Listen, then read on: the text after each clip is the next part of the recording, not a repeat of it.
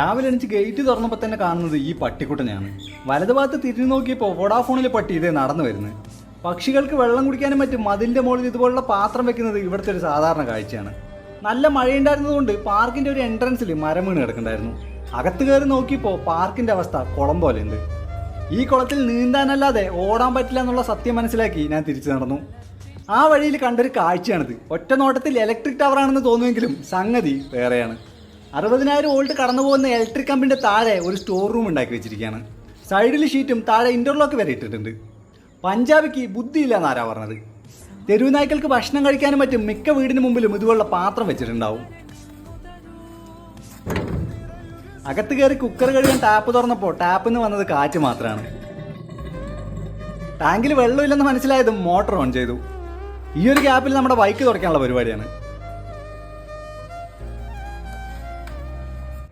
അത് കഴിഞ്ഞ് കുക്കറിൽ അരിയിടുമ്പോഴാണ് വെളിയിൽ നിന്നൊരു സ്ത്രീ ശബ്ദം കേട്ടത്. ഭാര്യ ഇല്ലാത്ത സമയത്ത് ഈ വീട്ടിൽ കേൾക്കുന്ന ഏക സ്ത്രീ ശബ്ദമാണിത്.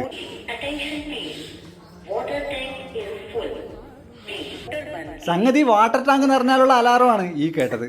അപ്പം അങ്ങനെ ആ ചേച്ചിൻ്റെ ശബ്ദം ഓഫ് ചെയ്ത് വെച്ചിട്ട് ഞാൻ എൻ്റെ പരിപാടി തുടങ്ങി.